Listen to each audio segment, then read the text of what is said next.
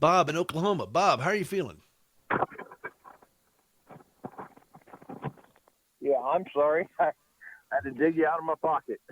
Well, that's the first time I've heard that one, but that's all right. How are you feeling, Bob? Well, I just made a grocery run to Walmart, and uh, had put my cell phone in my pocket so I could start carrying stuff in. I didn't know you'd get to me so quick. Well, As far as how, it's, how I'm doing, I guess I'm doing better than I deserve, huh? well, I don't know. You save that for Dave Ramsey's show. I want. You're a caregiver to your wife. What's going on with her? She has COPD, and I want to shout out to everybody that smokes. Please stop right now. You don't know how bad you're hurting yourself.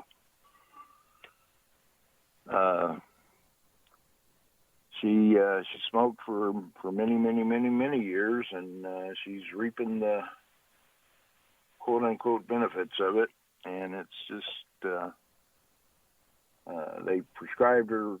They for a while they put her on steroids, and apparently it caused her cortisol output to stop or slow down drastically, and now she has problems with her cortisol. It's just been a snowball, and it's just gotten worse and worse. Well, now, what's an average day with you like on this as her caregiver? Well, I get up and I work at home, but anyway, I try to get her stuff to eat and try and get her. And if there's anything she needs, she spends a good portion of the time in bed, and because she just doesn't have any energy, she just can't hardly get up and move.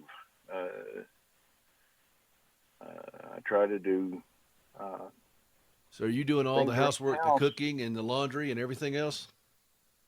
Well, I will give her credit. I mean, when she feels good, she gets something. She does something too. I mean, she doesn't want to. She doesn't want me to have to do everything or anything like that, and I certainly don't. I mean, she does quite a bit concerning or considering her health and how she feels. But it's just trying on both of us. I mean, we and with this COVID junk, we can't go visit kids or anything like that. No. Just, Well, hang on. We're going to go to a break. Just hang on through the break, if you don't mind.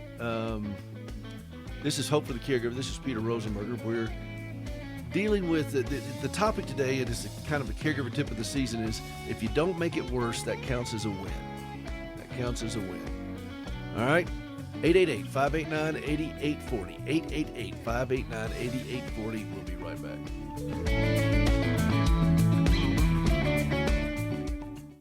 Have you ever struggled to trust God when lousy things happen to you? I'm Gracie Rosenberger, and in 1983, I experienced a horrific car accident leading to 80 surgeries and both legs amputated. I questioned why God allowed something so brutal to happen to me, but over time, my questions changed, and I discovered courage to trust God. That understanding, along with an appreciation for quality prosthetic limbs, led me to establish Standing with Hope. For more than a dozen years, we've been working with the government of Ghana and West Africa, equipping and training local workers to build and maintain quality prosthetic limbs for their own people. On a regular basis, we purchase and ship equipment and supplies, and with the help of inmates in a Tennessee prison, we also recycle parts from donated limbs. All of this is to point others to Christ, the source of my hope and strength. Please visit standingwithhope.com to learn more and participate in lifting others up. That's standingwithhope.com. I'm Gracie, and I am Standing with Hope.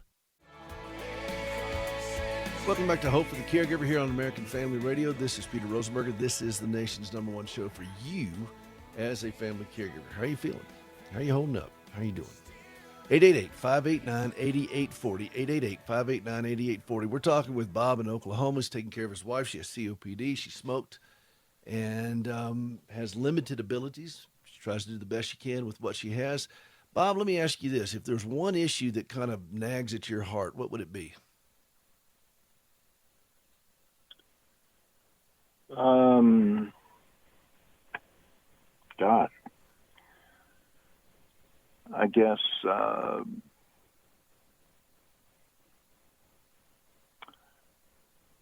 Well, I guess I am.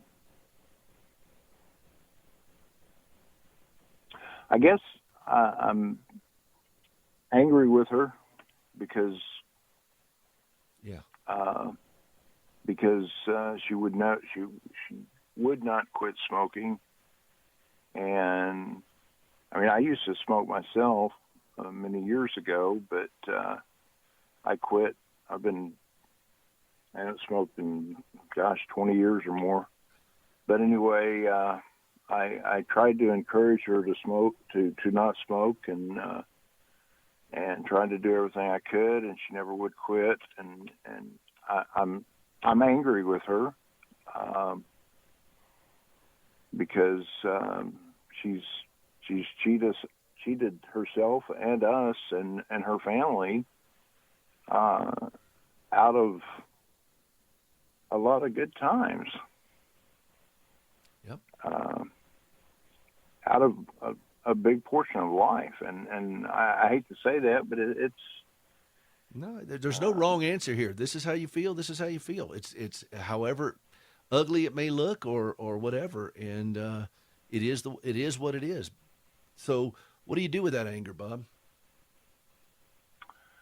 I probably more than anything just stuff it and go on. I mean, How's that working? It is what it is, and How's that working for you? oh, sometimes good, sometimes bad. Do you ever talk to somebody about it and kind of work through some of those things? Probably not to this extent, I guess. Well, and sometimes it just takes, it takes one caregiver to another just to ask, maybe the question in a way that's going to make sense to you. I mean, I speak fluent caregiver, so I get it. Anger is a part of what we live with, and it stems from a lot of hurt. It stems from when a wound is angry, it's red and it's inflamed, but at the core of it, it's still a wound. It's something that hurts. This hurts you, and because you hurt, you're angry. When you get fearful, we get angry. This is one of our go-to defense mechanisms. We get angry because it makes us feel a little bit more powerful, and it feels you feel pretty powerless when you're dealing with a situation, particularly when someone did something self-inflicted. And I have found that most of our challenges that we live with are self-inflicted on some level. Our sin is self-inflicted, and so but it's something that needs to be addressed honestly, with maybe a trained professional.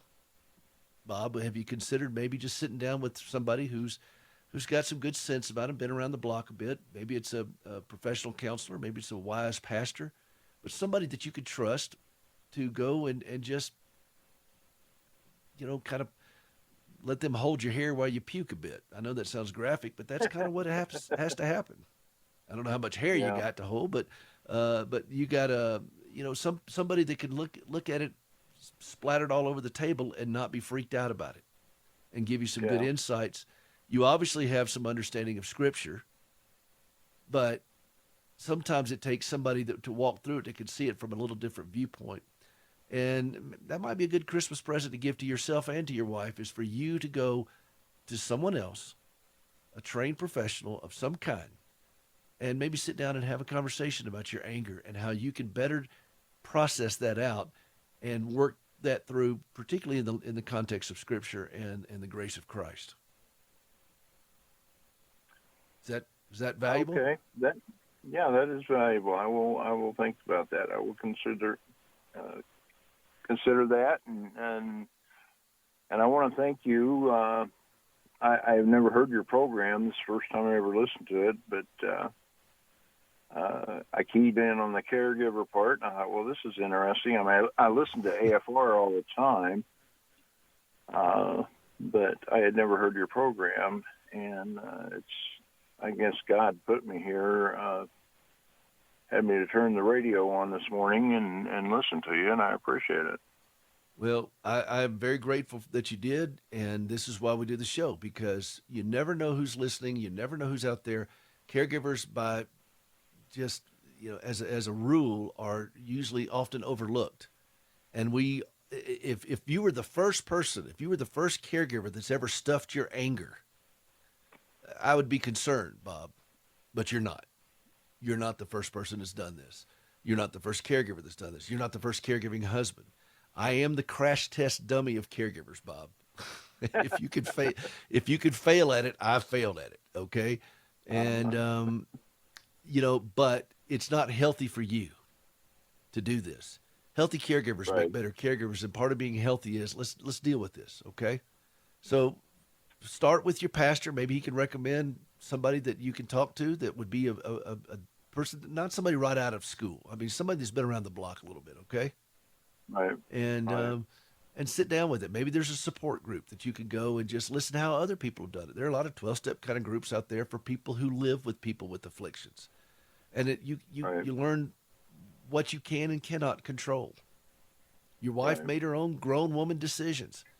Now you can be bitter at her, mad at her, or you can learn to make peace with the fact that this is her decision, and you're going to do the best you can to live a life of healthiness in the midst of it and reflect the grace of Christ that is extended to you as you make your own self-inflicted decisions.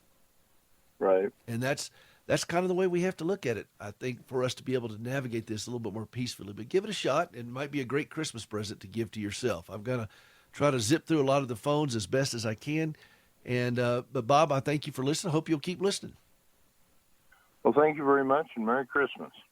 All right. Now, don't put the phone back in your pocket and lose it, okay? Oh, all right. All Okay. right, buddy. I'll see you. Thank Thank you. you.